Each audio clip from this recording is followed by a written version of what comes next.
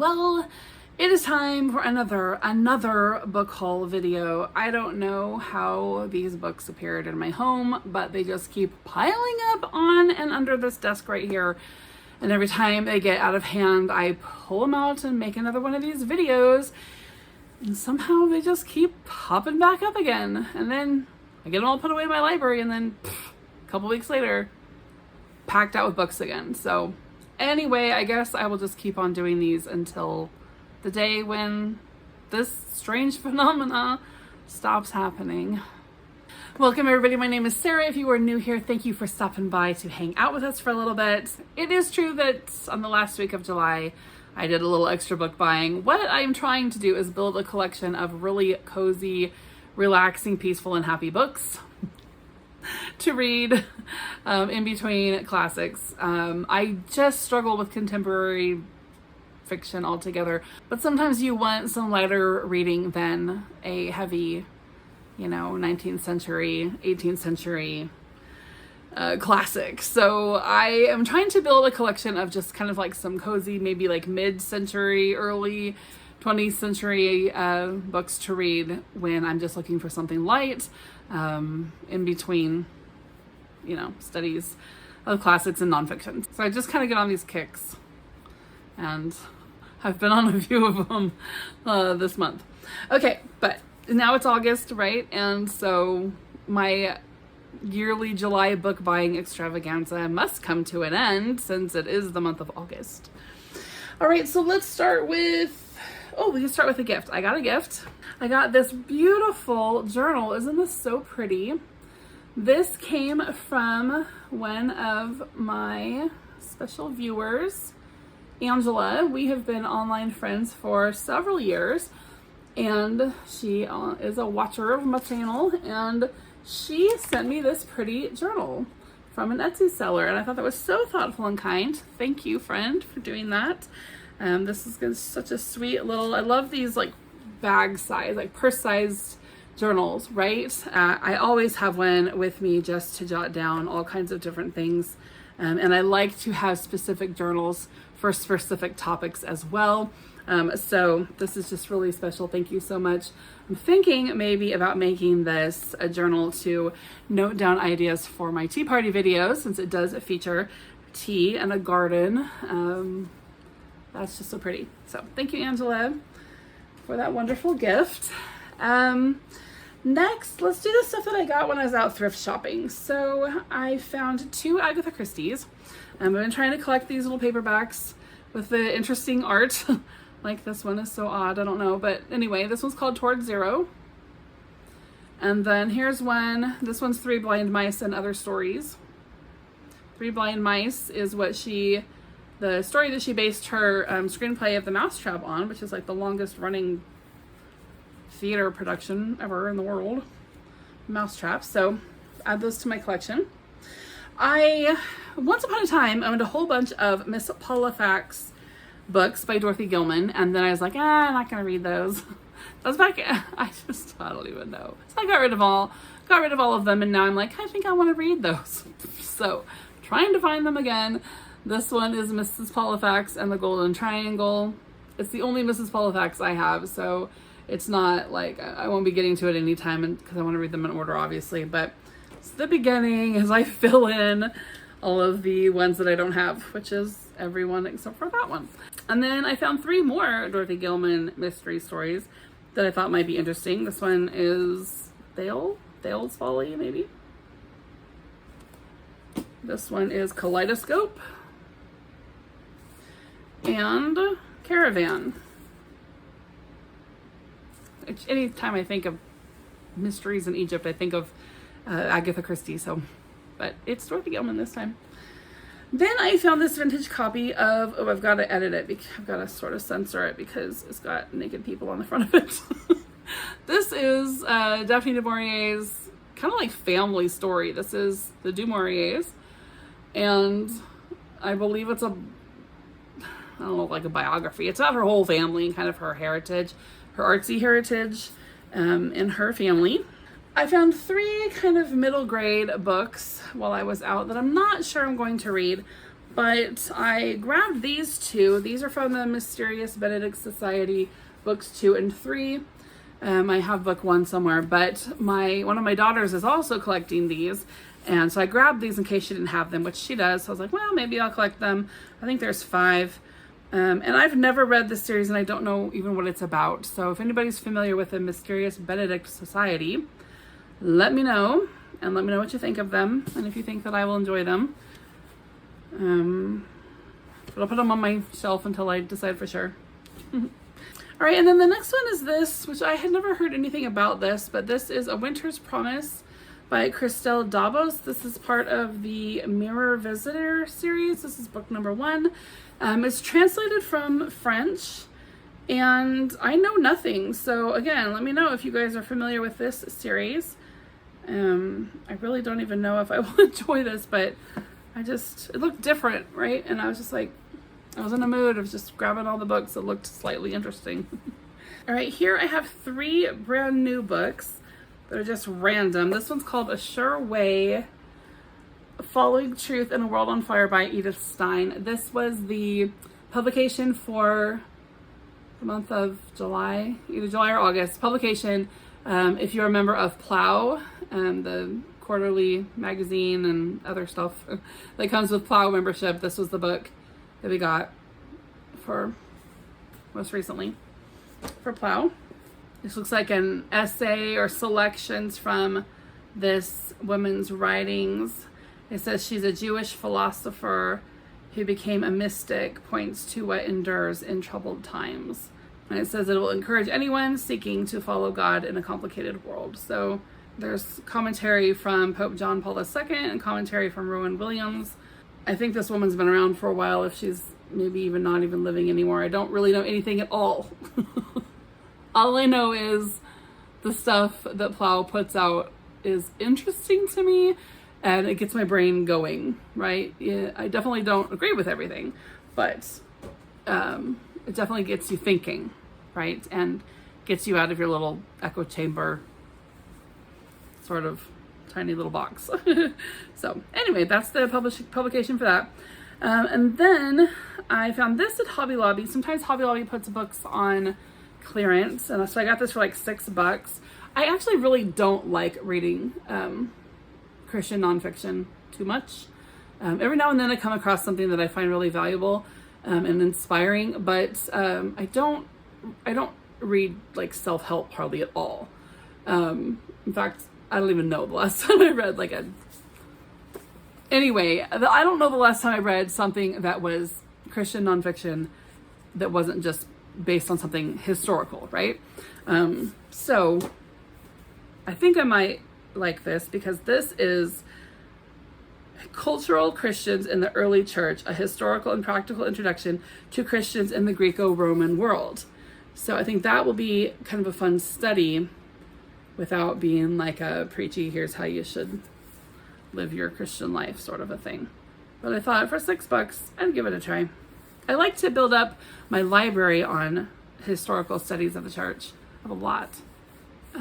But I'm not in an era in my life where I'm really excited about reading everything there is to know about Christianity and the history thereof. But I will be. I probably will be, right? Right now I'm just kind of in a holding on to Jesus with everything I got season. And so just kind of hang out there for a while in the simpler season. Okay, and then I also bought another Furrowed Middlebrow book. This is Summer Pudding by Susan Scarlett. So as you can see, have already started that one. All right, and then I have 3 kind of more collectible, sort of older / collectible books. This one is The Age of Fable by Thomas Bulfinch. This comes from, that library that all of our moms had. International Collectors Library. International Collectors Library presents Bulfinch's Mythology. So Thomas Bulfinch was born in the 18th century and lived through a good portion of the Victorian period. This ribbon needs cutting.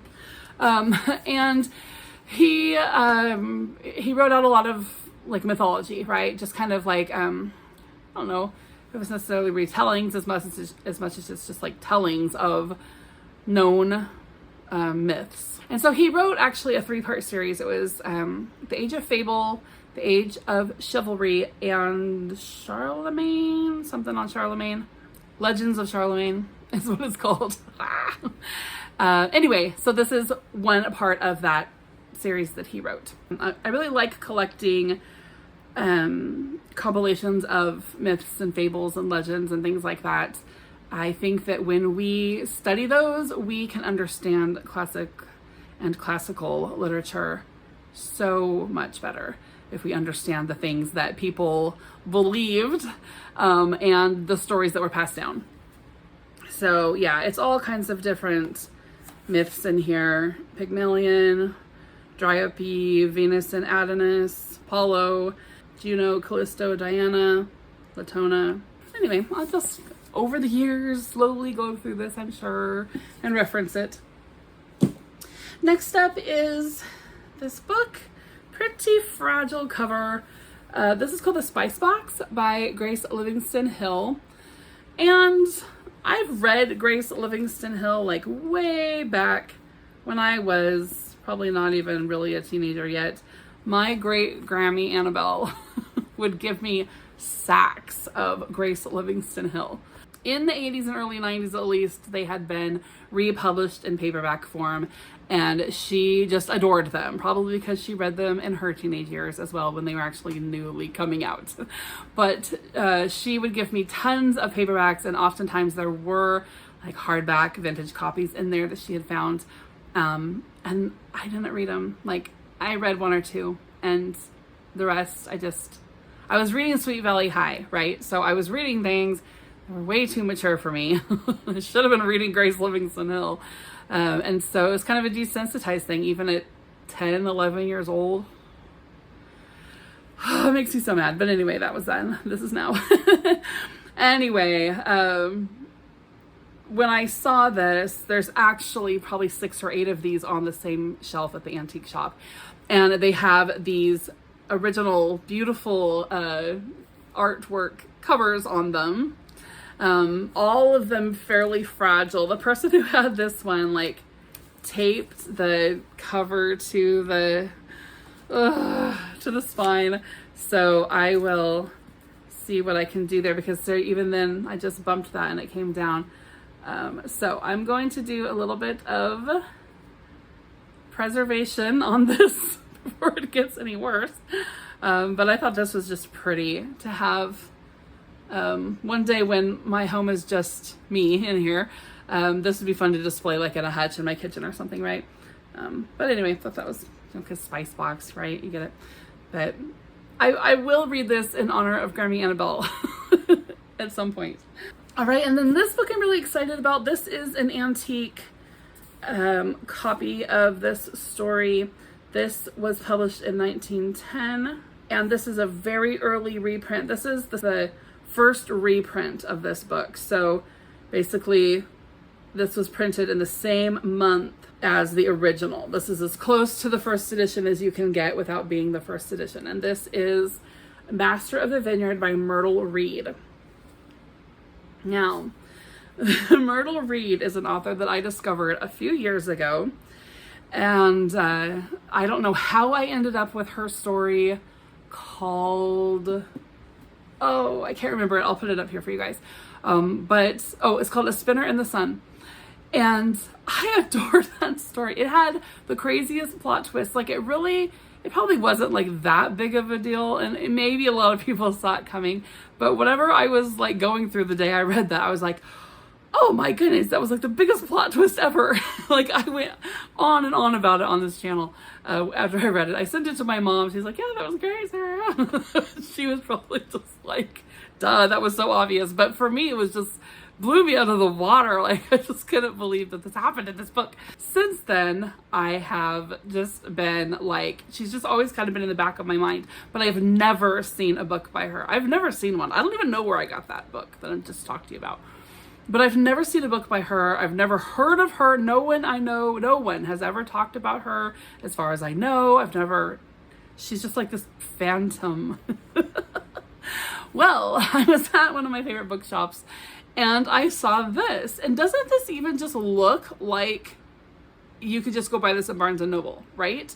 Like the cover of it, how beautiful it is, the artwork on it, the gold, the pristine, everything about like the way it feels. This just, I cannot believe that this particular book right here was published in 1910, because it's just like pristine. When you look there at the, obviously it's old, but anyway, when I first saw it, I was like, I can't spend that. It was $50.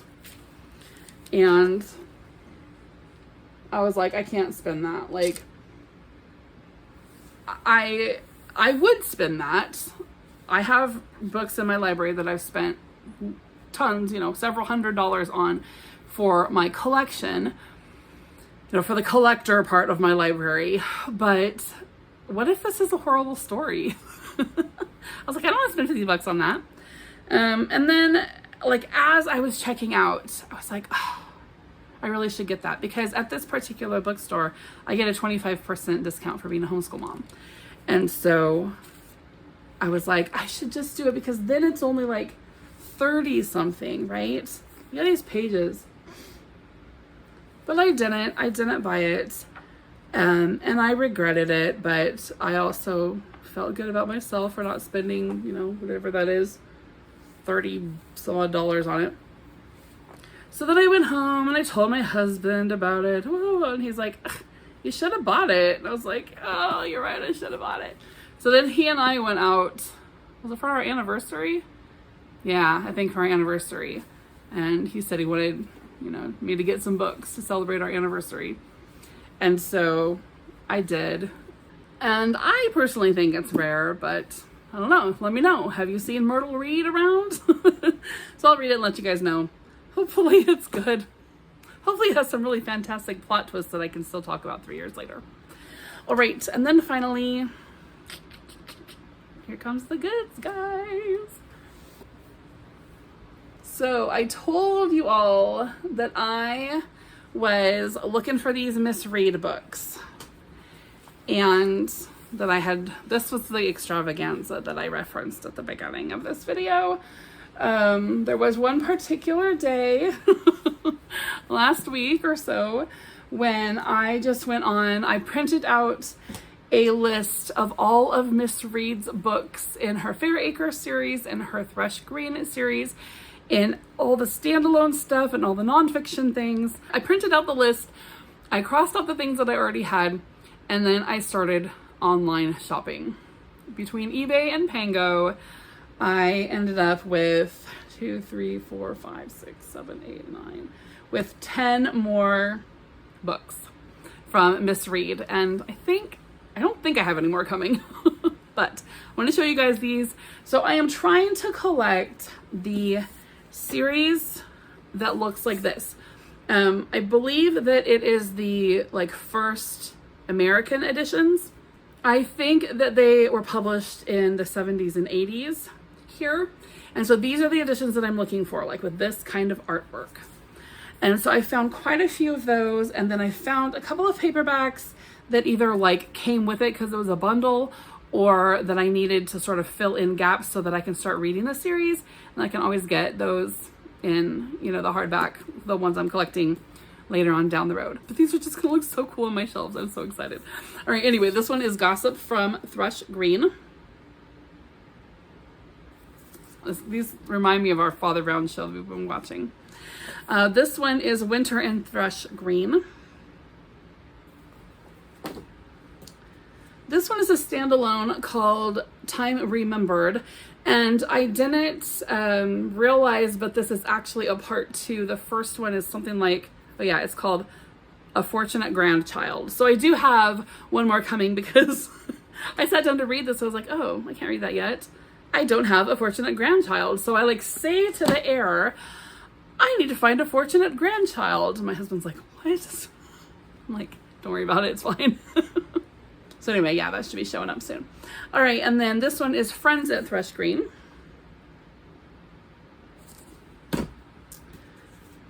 return to Thrush Green. I'm having fun. Affairs at Thrush Green. This is what I'm hoping my August mood read will consist of. This is an omnibus of the first 3 Fairacre books. So there's the Thrush Green series, there's a Fairacre series. This one is Fairacre. So Village School, Village Diary, Storm in the Village. This one is really old. This one is like first American edition of this series. I think it's from like 1977. It's gonna need some restoration. Because once I cracked it open, it was like crack. And it's nobody's fault. Like, they probably didn't even know that needed some attention, but it did. So we'll do that. I've already taken the Mylar off of a lot of these because they were library, discards. So some of them, like in this case, like the spine got kind of funky, but it looks better than a library sticker in my opinion. Scratches and dents like that make sense for a book over time, but library stickers just don't look nice, I think. But this one's fresh from the country. This alone also is a standalone book. This is the first of the Thrush Green books, so this is the first book I will be reading. In fact, I should probably set this over there for when I finish the one I'm on, for when I finish the book I'm reading right now, because I want to start that next. And then finally this one, News from Thrush Green. And this one ended up being a large print, so I don't like the spine. I don't like how it looks. And my kids are like, oh, it'll be easier to read. And I'm like, guys, this is a little much. Like, it's just really big, right? Like, yeah, that's going to be really great. And maybe I'm lying to myself because actually I'd probably read a lot faster if all of my books had this kind of print in them. Should probably either start reading large print or go get my prescription changed. Probably be cheaper to go get my prescription changed. Anyway, I'll be looking for another one of these, but the large print probably is kind of rare. Yeah. All right. That's it. That's what I got. That's what just appeared. That's the stuff that appeared here for the last week or so. I wonder what we'll see next. Now, I think I'm probably going to take it mostly easy in August. I think I might buy the Secrets of Ormdale book 4, possibly, and maybe another Furrowed Middlebrow. What do I have in the Amazon cart? Let me look. Oh, yes. Okay, I do need to get these two. So one I have in there is called Music in the Hills. That is by D.E. Stevenson, and it's part 2 to her book that I just read, Victoria Cottage. So I would like to finish that. It's a 3-parter. And then I've got this one that I need to purchase right away. This is called Survivors' Recollections of the Whitman Massacre by Matilda Sager. And I want to read this for the Prairie Trail Reading Challenge that Anne and Alma are doing. The Whitman Massacre was an event that took place very near to the place where I've lived a good majority of my life in Oregon, kind of near what is now the Oregon-Washington border in northeastern Oregon, southeastern Washington. There was a mission that was raided there by native tribes in the area, and they killed the missionaries and a bunch of other people. It was pretty sad and scary, and there's a whole like visitor center and all this stuff. If you're from that area, you can, you know what I'm talking about, but there's like it's called Whitman Mission, and you can go and tour and learn about that event in the history of the early settling of that part of Oregon. Anyway, a long time ago, I read one person's account of that tragedy, but then I gave that book away to a friend. So I went online, and that book is still on there. But I also found this other one by Matilda Sager. And the Sager family, if you're like an 80s, 90s kid, late 70s kid, there's a film that was made in late 70s, early 80s called Seven Alone. And it's about some pioneer kids on the trail and stuff. Don't want to give me spoilers, but that is the Sager family. And so this one child, Matilda Sager, is one of the kids from that family, and she writes her account of what happened during the Whitman massacre and afterwards. So I want to get that and read her account, and then maybe I'll find that other one at a later date and add it to the collection. But it's something that's always interested me, just local history to me. And my mom and I have always talked about going to the mission, but we never have, so we need to next time I come out to Oregon, if I ever make it back out to Oregon ever again, and if there's an Oregon to make it back out to, because right now everything in the Pacific Northwest is on fire and it's really heartbreaking. But don't want to end on a sad note. Hope everybody is doing well, staying safe, staying cool. It's almost done for those of you who are suffering like I am. Summer's almost done, guys.